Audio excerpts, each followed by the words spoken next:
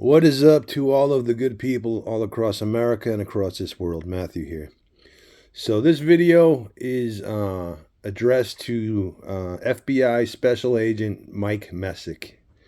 Mike Mesick, you were one time out of the Phoenix Field Division, and it looks like you're out of Quantico. You're a special agent out of Quantico, Virginia now. Um, First off, the reason why I'm making this video is because uh, I'm no longer a criminal, and I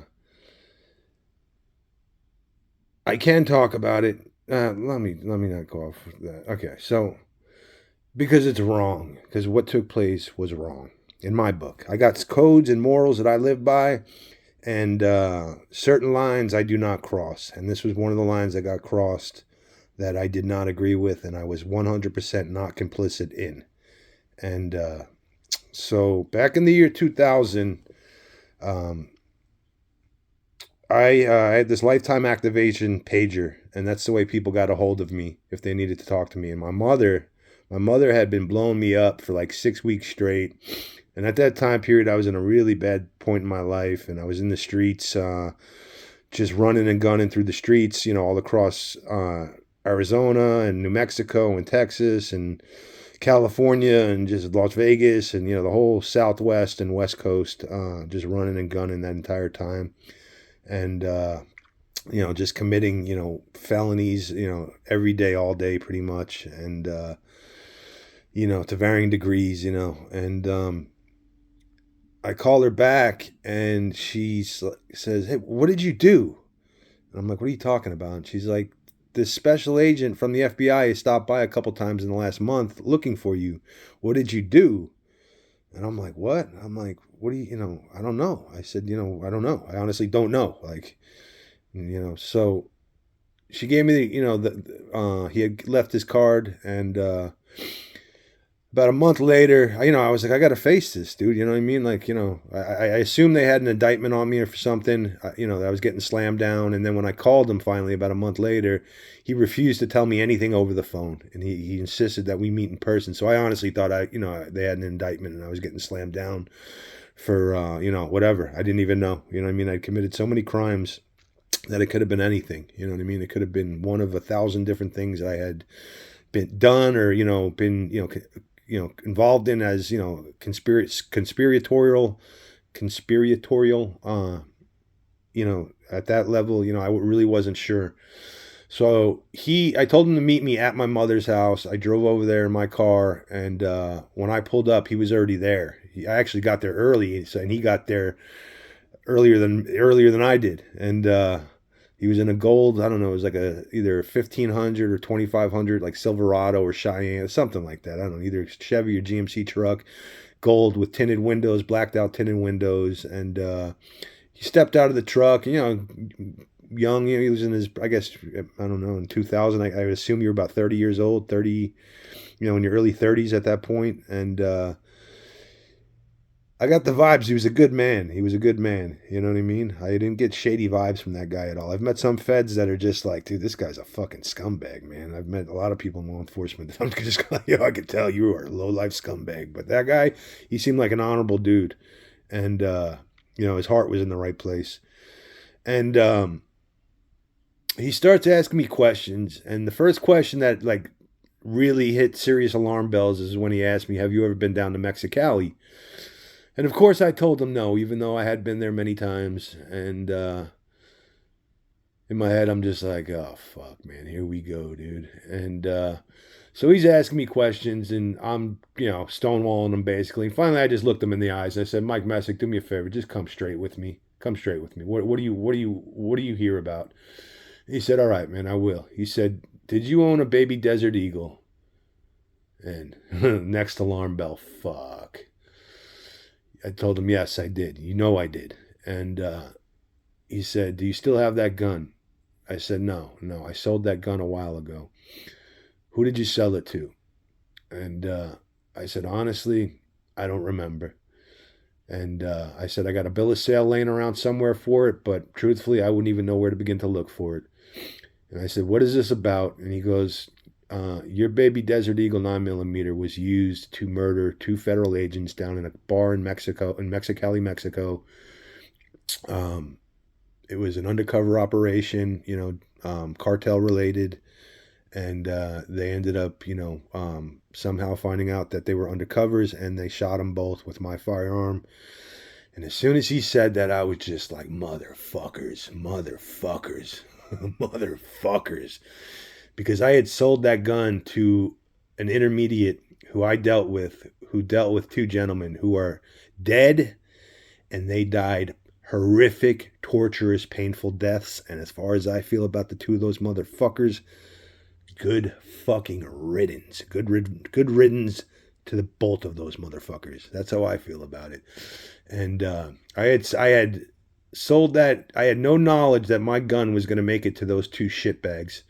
And I honestly did not know. If I would have known that, I would have never sent. It was a middleman who I knew. It was a friend of my, a good friend of mine. It was his brother, and who fucked that dude too. I heard he got busted for fucking diddling a little girl, a fucking teenage girl, dude. Fuck you, you fucking piece of shit, fucking cocksucker. Fucking fuck you too. You can fucking rot in hell, motherfucker. If that is the truth that you fucking molested a fucking, statutory rape, you fucking, what the fuck, dude? I always got shady, weird vibes from you, man. Weird fucking vibes. Anyway, so,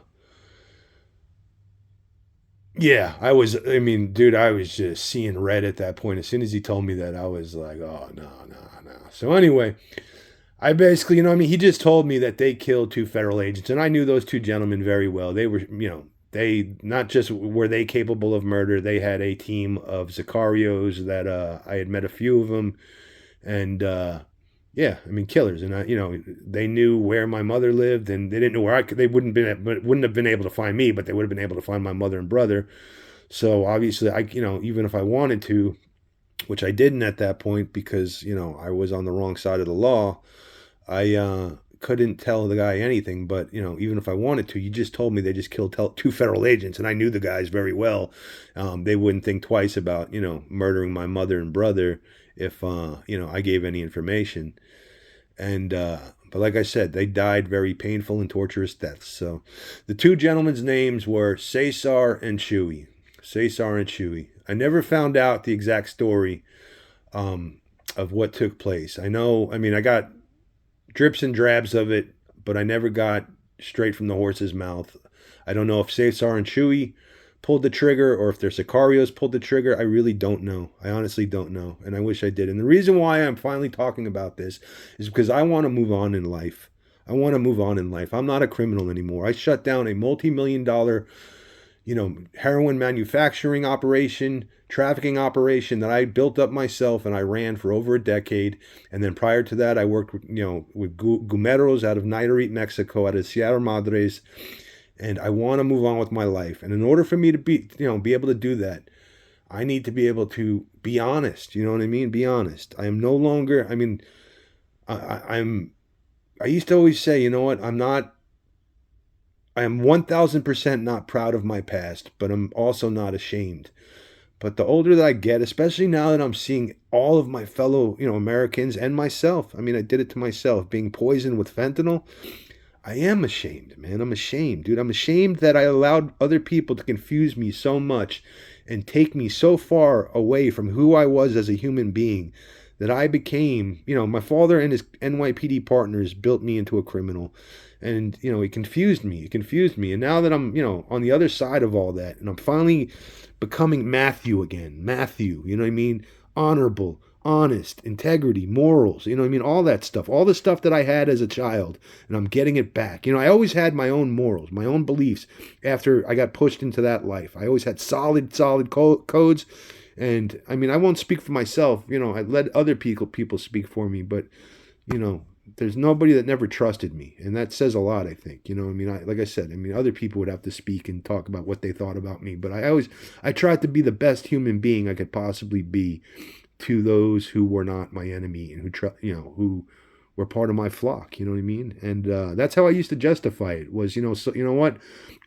I had a strict code. Anybody that worked underneath me, I told them, listen, if I find you turning out people that aren't already hopelessly addicted to heroin, Look at your dominant hand, the one that you use to write with, to throw a ball with, to jerk off with. Look at that hand, and if I find out you are turning out people that aren't already hopelessly addicted, you will find me standing over you with a ball peen hammer, smashing your dominant hand to pieces. And I meant that with every fiber of my being, every fiber of my being. And thank God I never had to do that, because I only dealt with people that I considered 100% solid, who had solid morals, ethics, and beliefs, who would never do that in the first place. So I never had to do that, thank God. But I meant that with every fiber of my being, because that is horrible, man, to do that. I mean, yeah, no, never, never. I had many people that would, just, you know, figure it out, and they'd say, I know you're into something, man, please, dude, I've heard, whatever. So people talk, it's this is how it is. And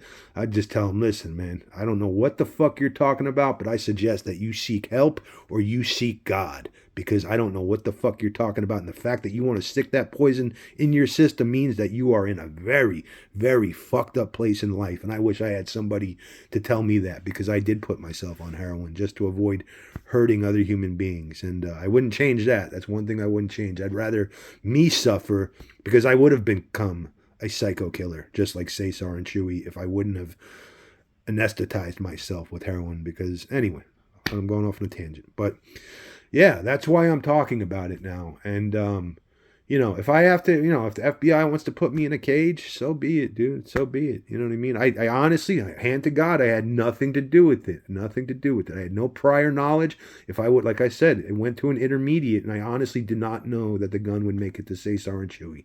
If I would have known that, I knew Cesar and Chewy. I didn't know them well. I met them a handful of times. I like my friends, they used to come up with their speedboats and stuff, and everybody would hang out.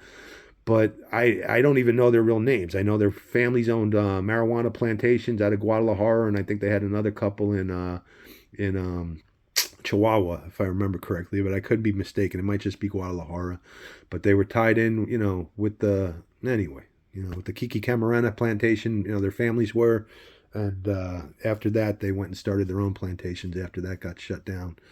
And yeah, to the families, Mike Mesick, Special Agent Mike Mesick, never told me the name of those two federal agents. But I'm sure if you ever hear this video, you're going to know, hey, whatever, our fathers got, I assume it was probably two males. I assume they were probably Mexicans. Got murdered down in a bar in Mexicali. I mean, you know what I mean? I'm sure more than a couple federal agents got murdered in bars down in Mexicali, but two getting assassinated at the same time with a baby Desert Eagle that belonged to me.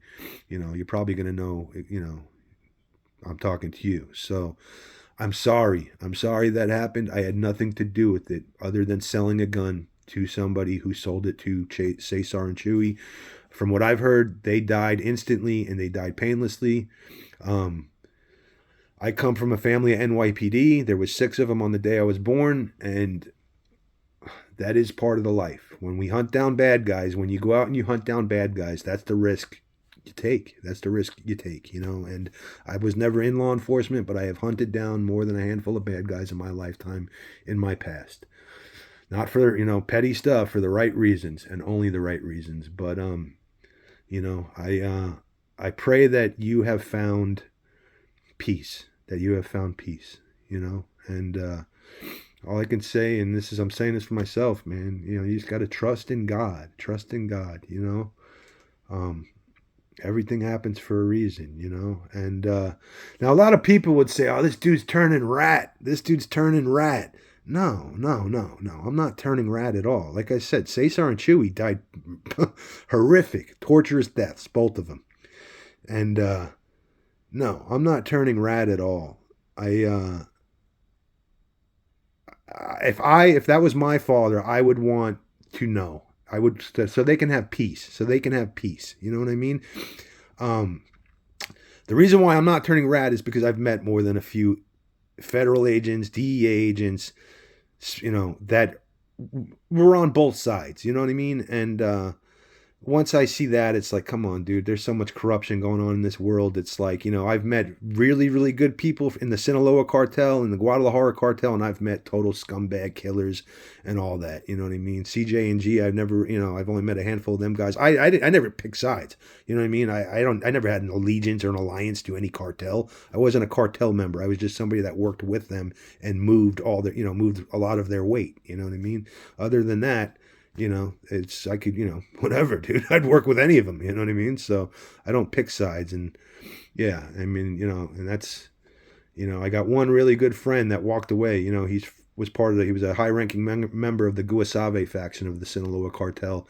And he walked away. I shut down my operation, and that shut down his operation because he was the one supplying me. And about a year later, I got a call because things had become so ugly once the fentanyl hit. Dude, I was like, I want nothing to do with this anymore. This is disgusting, dude. This is nothing. I can't justify this in any way, being part of this anymore, dude. I used to justify it, telling myself, you know what, they got to get their heroin somewhere. So better me be somewhere at the top where I can control things from from me downwards than some psycho killer that's going to kill innocent people. And that's how I used to justify it. Now that I'm on the other side of it and I'm a civilian again, I realized that is total bullshit. That was a cop out, and that was an excuse.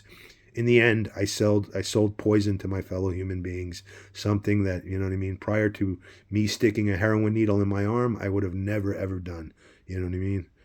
Could have done it at 10 years old, you know what I mean, selling heroin if I wanted to. And so anyway, to the two families, like I said, I pray that you have found peace.